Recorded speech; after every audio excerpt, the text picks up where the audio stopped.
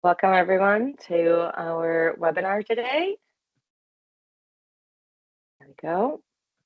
Give everybody a minute or so to join in. You're all very welcome. My name is Miranda Isman-Rosine. I'm the course director. I'm very glad to have you all with us today. Our plan for our time together, I'll go through, talk a bit about the program, some of the more general stuff, some of the more specifics. We have Kira here from UL Global for any questions on our international students. Keith just asking, are you seeing the right display there? Is it okay? Yeah, I think now it's better. Yeah, it's full screen now. It wasn't there originally. Yeah. It wasn't. Yeah, perfect. Good. So that's the right one. Thank you.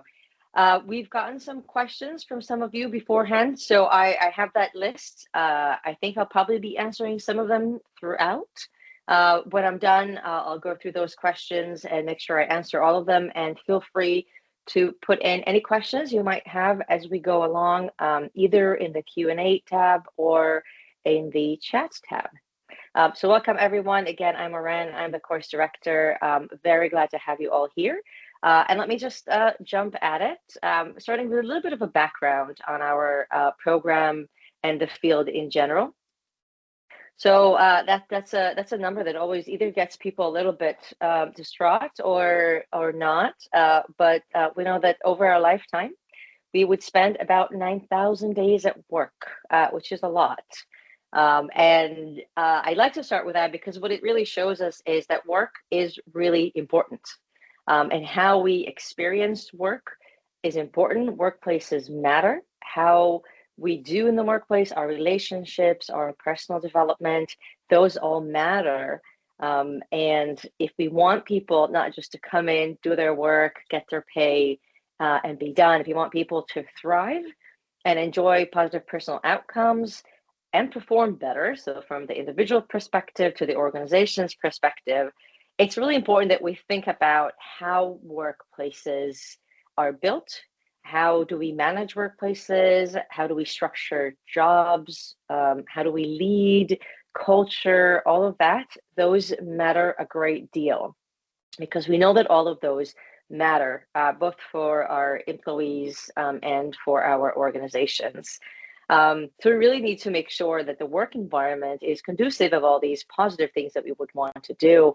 And so really looking at things, and you'll see, I'm going to name a few of these things, and I'm going to talk about them when I share some of our course and the program with it. So, when we think about work, what are the conditions? So things like work demands, stress, something that we talk a lot about, especially since the pandemic, but absolutely before that as well. What kind of demands do we face in our jobs? Do we have autonomy? Do we have control? What kind of resources we receive to do our jobs? Anything from the actual resources to support, feedback, relationships, leadership, the climate and culture, all of those. And then individual factors. We're all different people, and those make a difference as well, whether it's personality or psychological capital, things like resilience, self-efficacy, and our work engagement. So all of these things are a part of what we as organizational psychologists and organizational behaviorists are really concerned with. And I'll talk about it more generally, whether you're coming from a psychology degree or from other area, business or other areas. We are all, I'd say, the people's people of organization. We are concerned with anything that is people related, from looking at people as individuals to groups to organizations. And our field of knowledge is really critical and important in helping organizations today do better, create better environments, and helping individuals themselves thrive in these organizations. So what is work in organizational psychology or behavior? Basically, it's a science that applies mostly psychological principles, but also taking from some of other related areas, principles, theory, and research to the work setting. So a lot of things that you might have learned, if those of you coming from a psychology background, excuse me, I have a little bit of a cold, but bear with me. So things that we've learned about in a more general psychological way, how do we apply them to the work setting? And something that we do more and more is really thinking about those transitions and how work isn't just impacted with what happens at work, but what happens outside of work.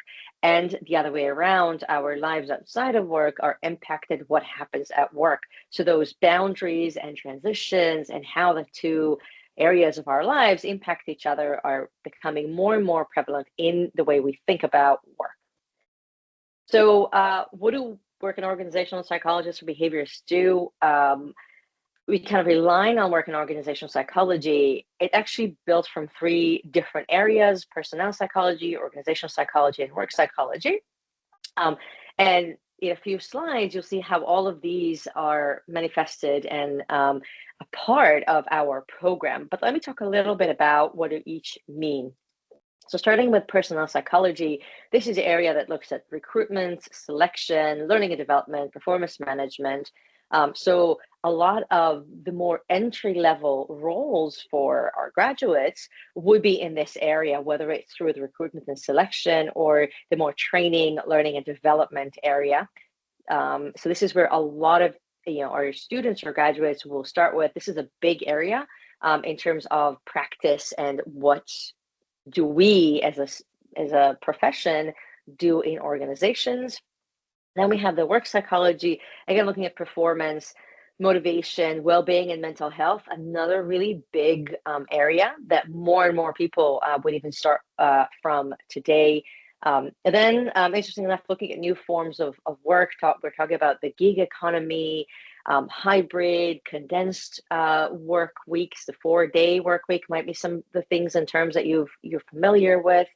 So this area of our field really thinks about what do all of those mean? How do they impact individuals? How do they impact the organization? And what's a good way to do that? And then finally, we have organizational psychology, which is more on the broader level, the organizational level, looking at things like climate and culture, diversity, teams, leadership. So really, you see through these three areas, we're really kind of spanning all the human-related factors in organizations today. So all of that is kind of, I say, under our jurisdiction, is in our training. One of the great things about this area is you can start in one of them. And again, a lot of our graduates or a really good kind of way in would be through the recruitment, through the selection, but you're really not confined to that area. You can start from any of the others, and because you're trained, because you're going to be well versed in across all the areas, then it's definitely something that in terms of a long-term view of your career, there's a lot of flexibility. It's a very broad area that you can then carve out your own journey and your own career across these different three areas. So what are kind of the questions that we're interested in? What are the things that we try to do? So what we ask ourselves is how organizations can do better in terms of recruitment, selection, or retaining top talents. Job markets kind of fluctuate and change. Sometimes there's a lot of good people looking for a job. Sometimes it's hard. Organizations spend a lot of money on recruitment, selection, onboarding. So when they have those really good performers, they want to keep them. How do they do that? How do we develop fair, that is legally compliant and efficient hiring practices? How do we improve the skills of the current workforce? Again, the work world is changing, whether it's through AI, technology, any of the many changes we're going through at the moment. That means that the skills of the people who work needs to be changed. How do we do that? People need to upskill, need to learn new skills. We know that a large percentage of jobs that exist today are going to be obsolete in a few years. So how do we manage that? How do we create a workforce that is ready for that? How do we create a diverse workforce? How do we make sure organizations fit and create a good environment for a diverse workforce? Things like eliminating harassment and discrimination. How do we promote positive change? How do we promote change is a big question. Looking at teams, how do we foster performance of individuals, of teams, well-being, what is good leadership? How do we lead well? So all of these questions and a lot more are some of the questions that we're interested in and that we work on, that these are the areas of organizations that you will be able to work on. What kind of job titles do people have? And again, this is a very dynamic field, and people are really able to kind of carve out their own careers in it. But often we'll see, obviously, starting with organizational psychologists, if you're coming from the psychology field, consultant, whether it's a senior strategic consultant, recruitment consultant, business analyst, human resource specialist, talent manager, learning and development specialist, performance coach, and more and more and more. Really, there's a lot of different jobs. And on a few slides, I'll show you where some of our graduates are in terms of companies and organizations. So that might give you a bit of a more clear sense. I know there was a bit of a couple of questions on future careers. So as you can see, there is a great diversity in terms of the future career for our graduates. We train you across those three areas. And so you can really, there's a lot of opportunities that are open for our graduates in the private sector, public sector, in Ireland, globally, really a lot of different options. It all depends on what you're coming from, what are your interests, what kind of experience you might have. So that kind of all gets factored in. So who are we? University of Limerick. Maybe some of you are already studying with us. Some of you might know us, learning in Ireland. Some of you might be international students wanting to come in. So we're located in the lovely Limerick city. University of Limerick is among the top universities globally. We are in a gorgeous, gorgeous area. You can see these pictures of our campus. They really are pictures of our campus. It's a beautiful campus with a lot of space and a lot of opportunities for social sports, connecting, and of course the academic side. We have great facilities across campus. We're known for innovative teaching and our excellence in research. Our program is placed within the Chemie Business School, which is one of 1% of business schools around the world that is triple accredited. Why do we care about that? These accreditations basically look in at the quality of what we do at the business school, the quality of teaching, of research, the kind of experience that we offer our students. So being accredited means that our peers from outside of Ireland looked into how we do things and they think we do it well enough to give us this accreditation. And our program sits within the Department of Work and Employment Studies, which houses psychologists such as myself, people with background in organizational behavior, human resource management, industrial relations, employment relations. So I wouldn't say multidisciplinary, but we do have faculty that comes from a bit of different perspectives on this issue of people at work. Our program has two names. The Work in Organizational Psychology, Work in Organizational Behaviour, which makes it a bit of a long name to say, is essentially the same program. Our students do the same modules, the same requirements, dissertation, the whole thing.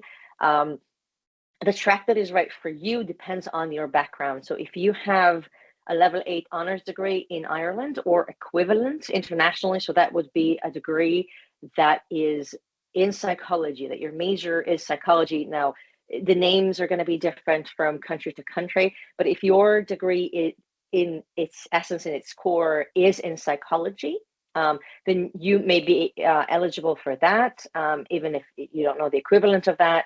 If you're an international student, so of course all your degrees go through, whenever you apply, UL Global and GPS go through and will be clear, they will know if it's equivalent or not. But we do require that equivalence. If you do not have a degree in psychology, then you're eligible for our Work in Organisational Behaviour program. Again, we still require a level 8 honors degree, preferably in a related field, so in business, sociology, some other social science. However, I can say we've had students from other areas, whether it's education, engineering, project management, tech. So very different.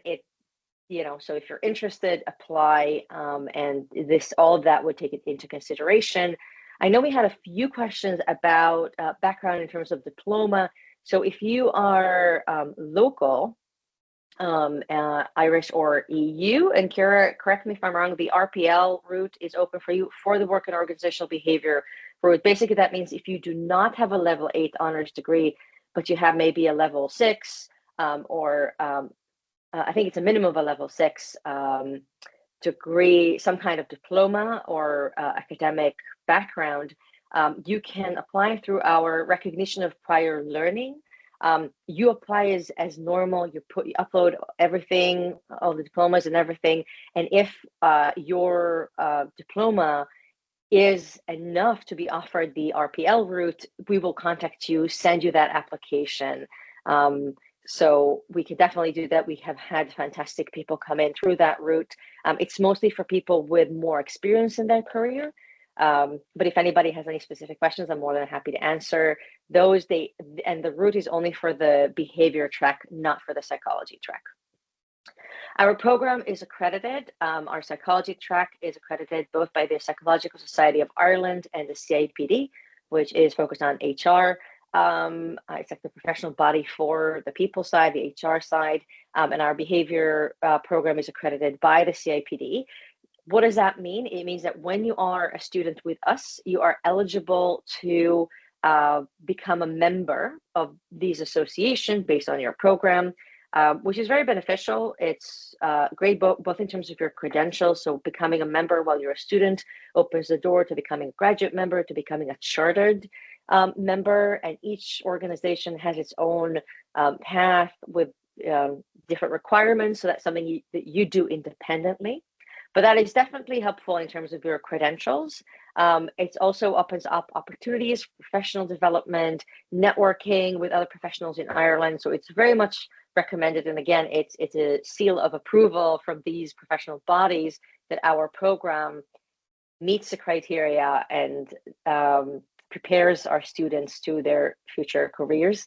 We've been around for a while, as you can see. Our first cohort was accepted in September 2007. And we are one of the first programs to be accredited here in Ireland. We offer two options. We have a full-time, which is 1-year program, or a part-time 2-year program. The part-time program is only open for Irish or EU nationals. So if you're an international student, you're only looking at the full-time 1-year program. It is a 90 credits program. I will say, and I'll show our details of our program in a couple of slides. We teach across 2 days for the full-time and 1 day for the part-time. It's Tuesday in the first year, Thursday on the second year. But don't be deceived to think, oh, it's only 1 or 2 days. There's plenty of time. It is a full-time. When you're doing the full-time, it is a full-time. Beyond the time in the classroom, there is significant time in terms of preparation for classes, doing work, group work, working on your research dissertation. So a full-time program is indeed a full-time program. Now we understand that obviously that people need to work. The economic situation at the moment isn't great. We do recognize that, but we do say in terms of what we allow, it's more of a part-time work, kind of more the equivalent of a weekend work. If you are going to join us through the full-time track, we ask that when you apply, you commit that you will not be working full-time in parallel to the program. Now, if you need to be working more than part-time job, then the part-time program probably is the better choice for you. Again, if you're Irish or EU national, it is open for you. So you can, I think there was a question on that, you can work throughout very minimally if you're doing the 1-year full-time program, more so if you're doing the part-time 2-year program. Our faculty that is teaching, we're all active researchers, experts. We have expertise across the 3 areas. I'll talk about my colleagues who are fantastic teachers, really great people. So, one of the things that we are very proud of is the very positive atmosphere that we have. Obviously, our students play a big role in that, but it is very important for us to create a pleasant atmosphere in the classroom, and I'll say a little bit more about that. It's a very participative. This is obviously a postgraduate degree, so it's not so much as us lecturing our students, but we are very active in terms of our teaching, and I'll say a bit more about that in a bit. So our graduates, as I said, they work across many different jobs, across many different industries. So we'll have public organizations such as the HSE, which is the health service, for those of you who are not from Ireland. retail, consulting, really, as you can see, across the board, and more and more and more. Our students really are kind of everywhere. We have a very high employment rate for our students, for our graduates, in the high 90s, close to 100%. Kind of depends on the year, but our graduates are able to find work in the field after they graduate. So a few of our core elements, I say somewhat multidisciplinary, mostly with a psychology underpinning. We are evidence-based, and the way we see it, we know some of you might be interested in an academic career. You might be thinking about pursuing a PhD perhaps, but the vast majority of our students are here to be practitioners, to be working then out in industry. So our focus is really train you as evidence-based practitioners, that you know the science, you know how to access the science, because the science develops all the time. And we take a lot of time and care into also developing your skills as practitioners. So a lot of our teaching is based on experiential assignments and tasks. So we try to do things you would need to do in the various jobs. You'll do them in the classroom first, whether it's planning a learning program, whether it's needs analysis that you would do for a program, job analysis for selection. So all the different things and kind of competencies that you would need in your future careers, we try to bring them into the classroom as best as we can, and have you experience them beforehand. We use a variety of assessment methods, from individual to group tasks. We do have some exams. It varies a little bit year by year, but it mostly continuous assessment based, papers based, but there are a few exams here and there. As I said, we have a theoretical and a practical focus. I talked about the group and individual work, and really our goal is to train reflective practitioners who are evidence-based, rely on the science, that are also able to continue on their professional development, because obviously the science, the development is always happening. So it's not just what you know at this time point, but your ability to then seek out and continue to develop yourself, which is a very core element of our job and profession. So let's talk a bit more specific about how the program looks like. So we have classes across the 2 semesters, the autumn and the spring, and then I'll talk about the summer in a minute. As I said, full-time students coming 2 days a week, Tuesday and Thursday. Part-time's coming on Tuesday the first year, and Thursday the second year. Classes run from 10 a.m. to 5 p.m., so it is very much a full day. A little bit of exhausting day, but we try to make it easier for our part-time students. In the autumn, we start with a little bit of kind of like the foundation and the background, with talking about sustainable work design and employee well-being. So drawing on that work psychology. How do we design work to be sustainable, to improve well-being, to be sustainable for the organization? And then we talk about the psychology of leading people and organizations. So how do we lead people, leading organizational change, leading individuals, leading teams, a core aspect of what we do. On Thursday, we have our researching work and employment module, which gives skills not just for the research dissertation, but really will give you the basic research skills that you need for our jobs. Our jobs would include a bunch of research elements, for example, conducting interviews, or surveys after trainings, engagement surveys, leadership surveys. So all of that is research. So this is what that module is focused on. As you can see, we have professional development modules twice, once in the autumn, once in the spring. These are great modules that are delivered by our fantastic Career Center here at UL, and is really focused on preparing you for the job market. Anything from how to, your LinkedIn profile, how to write your CV, their mock assessments, mock interviews. So really preparing you for the job search. So these are great modules. You have the first one in the autumn, the second one in the spring. In the spring, we kind of venture into the personnel psychology, talking about selection, assessment, recruitment, and learning and development. So again, 2 of those core aspects, and then wrapping up with another element of work psychology, the psychology of sustainable work performance. So looking at motivation, how to manage performance, feedback, all that interpersonal work-focused stuff. For the rest of our credits, we have the dissertation. Our students you write a research dissertation. It's 2 modules. You have 2 readers, your supervisor, and another faculty member. The work on the dissertation starts very early in the year, the 2nd or 3rd week. You will have a supervisor that will support you in this independent piece of research. You'll be collecting data, analyzing it, and obviously writing literature reviews and all of that. And the dissertation is submitted in the summer.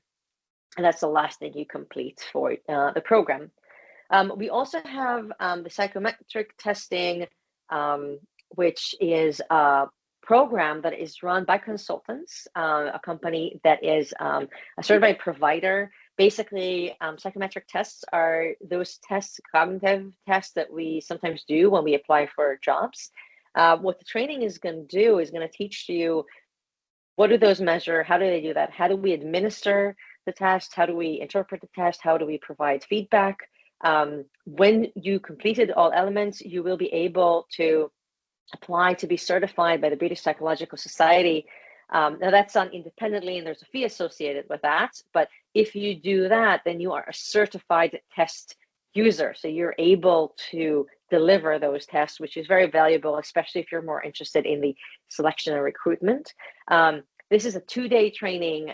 There's some work before and after. That takes place in January and is done online. The rest of the program is in person. I know there was a question about that. It's 2 days in the classroom.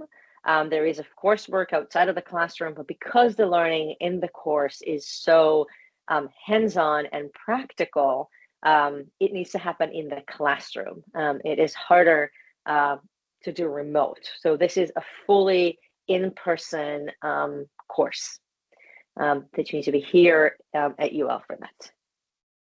So that's about the course. I'll say a little bit about the admissions process. So we had our early admission deadline happening in January. Our late admission deadline is coming up in a few days. Some of you might have been aware of that for a while. Some of you may have only heard about it recently. So we're not going to be too strict. The application portal is open, and you can apply whenever. I'll be reviewing applications later this month.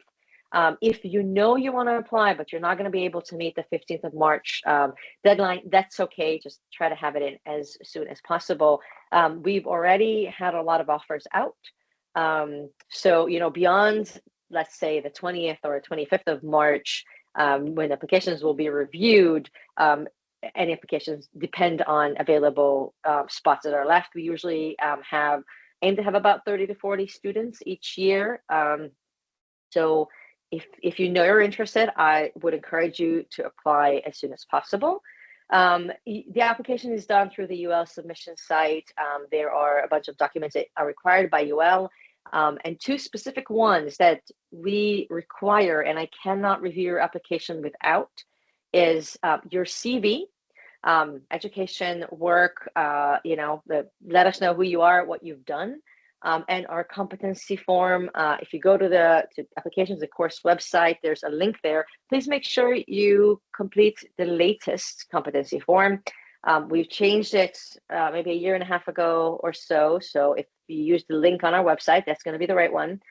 Make sure you complete it in full. In the first part, you're asked to rate yourself and provide some examples. So when you rate yourself, please highlight your answer and give an example.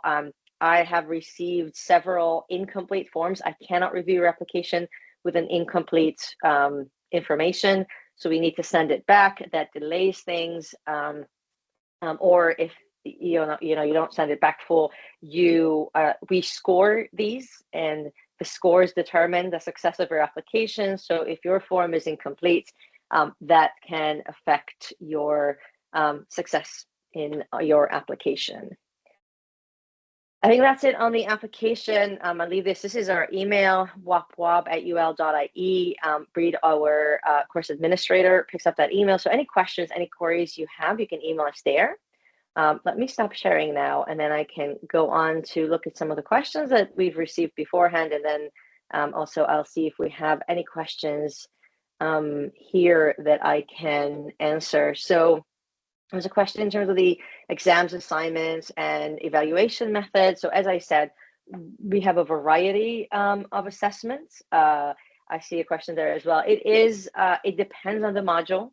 Some modules will have an exam, other modules will have assignments. It depends. It does change somewhat year by year. We have, this is the first year that we have changed the structure of our course. So with it, we made some changes to how we assess. But broadly, it's going to be across the different types of assessments.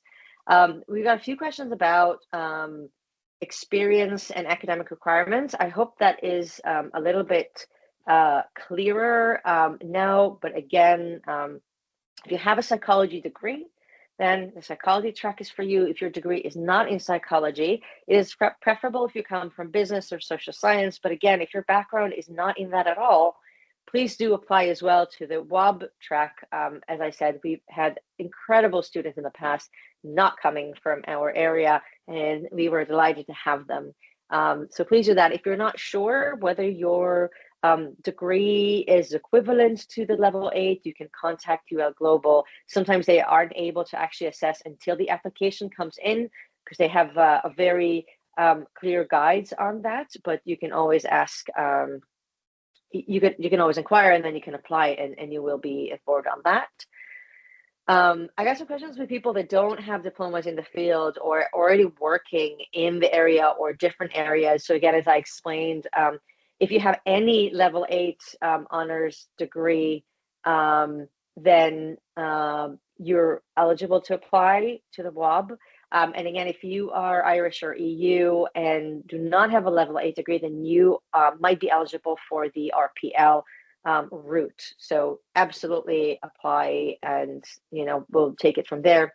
There were a couple of questions on placements, internships. Unfortunately, we do not have an internship in the course, this being a 1-year program, and it is quite intense. We would love to have an internship, but unfortunately the time just not allows us to have that. So we do not have that. We had a question about attending remotely, which I think I've answered, working full time. I see a question here in the chat as well about STEM courses. No, our program is set, as I showed before. These are the modules that you're required to take. You have to take them. We don't have electives because we need to cover, in terms of our accreditation, we need to cover all these different areas. And again, it's quite a busy year, so there aren't any STEM courses available to take. And there was a question about scholarships for non-EU students. I know that for everybody who's applying, there are certain criteria that UL has set, that the KBS has set. So if you meet those criteria for scholarship in your offer letter, that will appear that you offered a place and whether you're offered a scholarship or not. I think, and Kira, you might be jumping in there and helping me. I think there can be some other sources of funding, but they're not UL focused. Exactly. Yeah, so the ones that UL offer are the merit-based scholarships, which you actually don't need to apply for. It's not a separate application process. You'll be automatically reviewed for a scholarship by the admissions team when you submit your application to study at UL. And those scholarships for KBS, so in the Chemie Business School, they're worth €2,500 reduction in your tuition fees. And then externally, there are a couple, but unfortunately, they've actually all closed now. They do have March deadlines, so they've all closed early March. I suppose the main one there would be the Government of Ireland scholarship, which always has a lot of interest from students every year. It is closed now, but there might be students on the call who might be interested in studying next year. So just have a look into that. It is a full cover of your tuition fees for postgraduate students. I will say it is really competitive. So there's no guarantee that you'll get it, but it's worth taking a look into that too. Yeah, and I know that some students in the past had certain funding from their home countries. We had somebody, I don't remember where, coming from one of the European countries, and he had a scholarship from his government. I know that for American students, any kind of financial aid, right here, that is offered. I'm not sure how that works now with all the changes in government and in policy, but I know that students were able to avail of those coming to UL. Is that They right? still are, yeah. So the US students would still be able to avail of financial aid. That hasn't been paused or stopped or anything. So I don't know too much about it myself, but we do have a financial aid officer in the UL Global office. So if you have queries about that, if there's any US students on the call, just email us at UL Global, and we'll pass you on to the financial aid officer for assistance with those kind of questions. Perfect. Thanks, Kira. And then there were some questions about job prospects. I think I've answered those as well. So let me look now at the chat and see if there's any other questions. So in terms of question of how long is the student visa valid? So Kira, that's probably a question for you because you'll be able to answer that better than I do. Yeah, hopefully. So when you come to Ireland, if you're a visa required student, if you have a visa required nationality, you will need a visa to enter the country. And you will apply for what's called a type D multi-entry visa, and that will get you into the country. But then when you're in Ireland, and this applies to all non-EU students, whether you're visa required or not, you have to register with the Irish Immigration Services. So once you arrive to Ireland, you will be expected to register with them within 3 months, so within 90 days. And UL Global will assist you with setting up that appointment, and we'll give you all of the proper guidance once you arrive. And at that appointment, you will receive what's called an Irish Residence Permit card. So it's an IRP card, and that will usually be stamped for about 12 to 15 months. It's normally 15 months for postgraduate students. So it should cover you for the full duration of the program, considering it's a 1-year program. And then after that, once you graduate from your program, you'll be eligible to apply for the Stamp 1G visa, which will allow you to remain in Ireland for a further up to 24 months to look for a job. So you'll be stamped initially for 12 months on that, and then you can go to renew that Stamp 1G for a further 12 months afterwards. Great, thanks, Kira. And I will say, if you're an international student who needs a visa and you apply, we will try to get those offers if you are offered a place as quickly as possible. And then what we always stress is if you were offered a place, if you're planning to join the course, you want to take care of the visa application as soon as possible. Kira can probably explain more that thing can take time. So Absolutely. We really do recommend that you start as soon as possible. Yeah, and actually on that, we're actually hosting a visa application information session next week. So a lot of you will probably have received an invite already, but I will just pop the link in here actually into the chat. Perfect. To register. And it's for visa required students. So it's to assist you with that initial entry visa to come into the country. And my colleague Vicky Hannon will be hosting that session. So if you do need a visa to come to Ireland, I would really encourage you to attend that session. There'll be lots of useful information in there. So I'll just pop it in here to the chat, the registration link. Perfect. Yeah, it's not a very complicated, but it's very specific. There's certain documents you need. There's a very clear timeline. And the sooner the better. We start there's orientation. I don't remember what's the first. When do we actually start the autumn semester? But it's usually the first or second week of September. The very beginning, yeah. So our orientation, I think, is the very, very first week in September. I think it actually is the first. Monday, the 1st of September. Monday the 1st. That means our classes starts on the 7th, I guess, and the following week, or ours is on the 8th because we are on a Tuesday. And so yours will be the 9th. You would need to be. Yeah, we would be the 9th. So you need to be there. You need to be here by the 9th. We do not allow for people to come in late. It's a very condensed semester. It's very intense. So and if you can't be here when we start, you won't be able to start in the next academic year. So if you are offered a place, if you know you're coming, you need to get that going as quickly as possible. Thanks, Kira. So a question about the length of each lecture. That's a great question. So as you see from the schedule, each day we have 2 classes. So our classes run from 10 to 1, with just to note that we might not be using all 3 hours. It's 3 hours of learning. Some of it might be in the class, some of it might be done beforehand online. Then we have a lunch break. So that's for the Tuesday. It's a 10 to 1. We have a lunch break from 1 to 2. And then you have the second class from 2 to 5. On Thursday, we start again at 10 to 11:30. It's the career development module. from 11:30 until 1, you have an hour and a half for group work, dissertation meetings with your supervisors. So that's for the full-time and part-time year too. So those of you who are looking at the part-time, that's for the following year. And then you have the class from 2 to 5. So that's our schedule. We know those are intense days, so we try to have a bit of a break in between. And again, our classes are quite active. So we're not going to have you sit down for 3 hours and listen to us talk.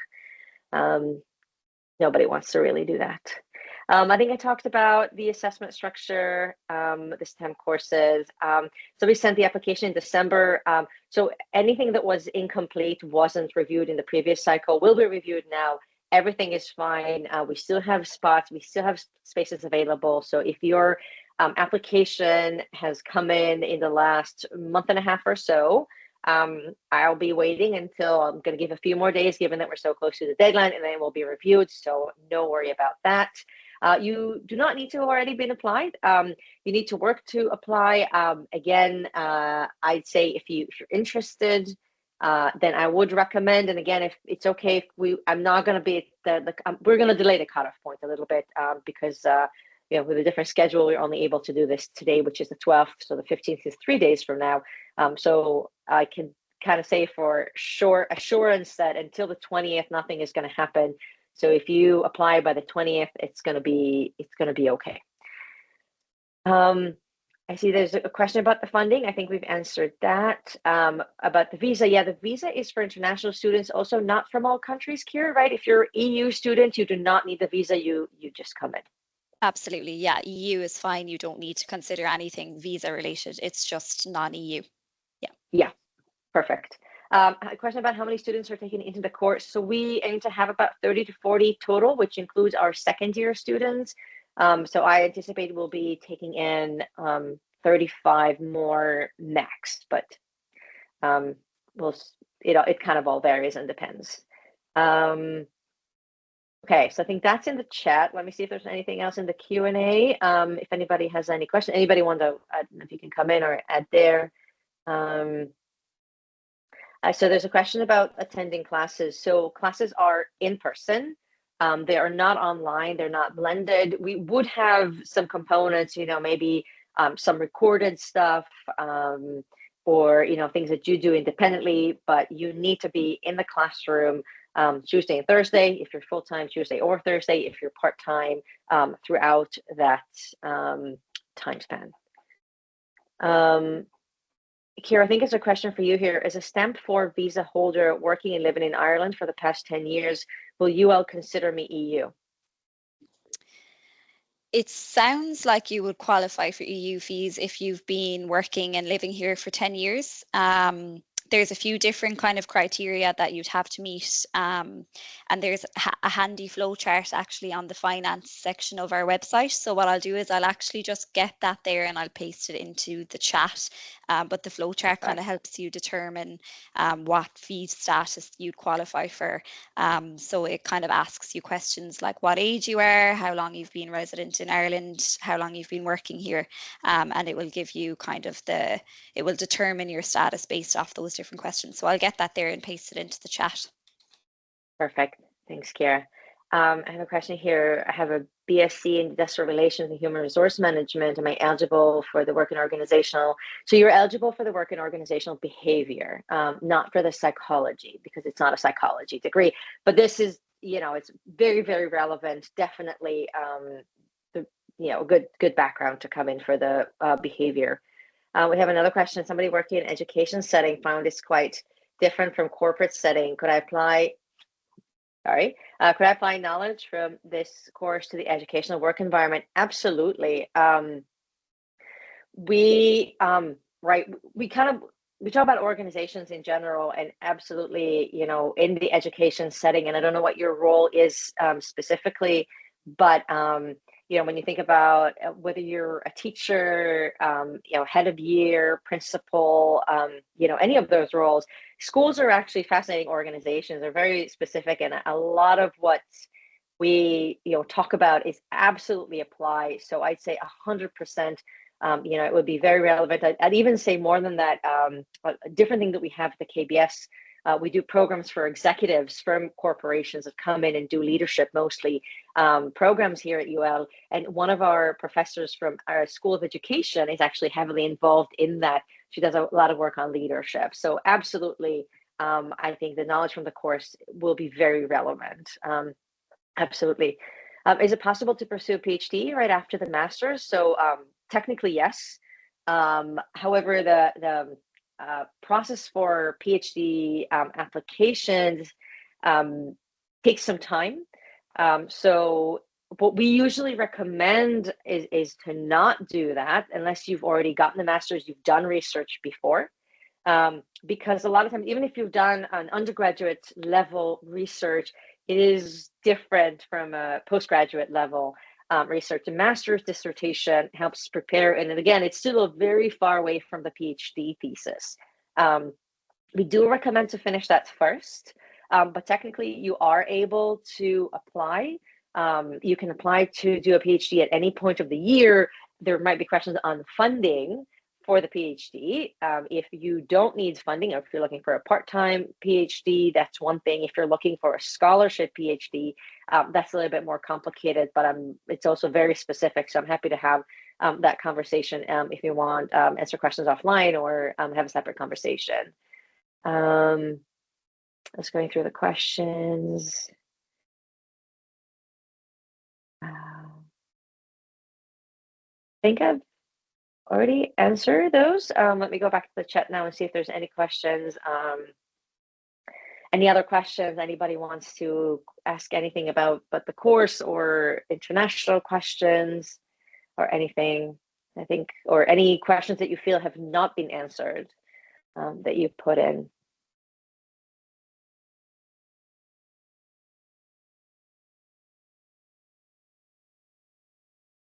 All right, last call.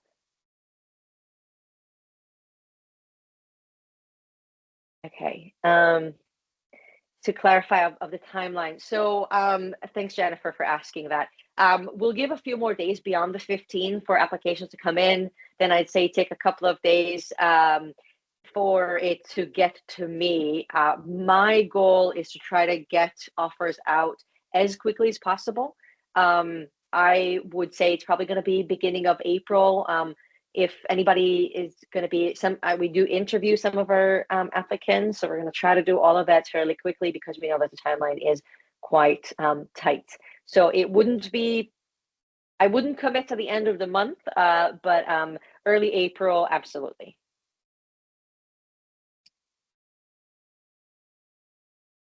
All right, seems like there's no other questions. So I'll just say again, okay, I did have another question. Great. Regarding to employment opportunities, does this course have partnership with employers or is solely self-sought? So we do not have partnerships with employers, but it's actually a very good question. So we don't have anything formal. I'll say there's a few things that UL does to support. So we have career fairs happening at the university at multiple time points throughout the year. When employers come in and you can meet them actually through the professional development modules, when you do mock interviews, mock assessment centers, those are with people in organizations, companies in the area. So you never know if any of that's going to lead to any job offers. We have a LinkedIn group for our students and alumni. So everybody that was a student joined the LinkedIn group. And then we have a very nice, large LinkedIn group where people will post jobs there. So oftentimes our graduates, the companies that they work, might, there be positions in their departments, in their organizations. So they'll send it on, whether it's through the LinkedIn group, or oftentimes we will get emails and then we share them. So we don't have partnerships, but I can say that not every week, but quite often we do get information about jobs and then we pass it on to our students. And a lot of times, our graduates bring on our students because they know that we have great students. They know that they get the right high quality training for those different jobs. So this is kind of their first stop a lot of times. So we'll have, there's certain companies, I think, in the area where a lot of their people are actually our graduates. Any other questions? So I'll just say then, the formal application deadline is the 15th, but being conscious that it is the 12th of March, then I can guarantee that, and definitely until the 20-ish, we won't be looking at that. And hopefully those of you in Ireland with a long weekend might give you some time. If you do feel like you need more time, significantly more time, the application portal is still open. I think it only closes in July. So you can always apply. It depends on how many, whether we have any available spaces left or not. So I would encourage you to apply as early as possible. Make sure when you apply, you have everything completed, all those back and forth. And I do, my process is to give people an opportunity. If their competency form isn't complete, I'll send it back. But that delays things. So make sure it's all full. If you have any questions about the form, then feel free to email us and I'm happy to answer any questions. But make sure you have everything on. If your application is complete, then it will get to me quickly. I'll review it quickly and you will hear from us quickly.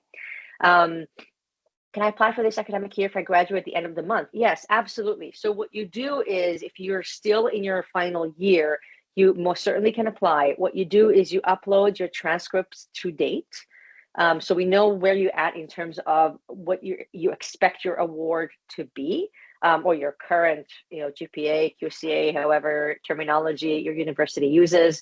So definitely apply, have all that information.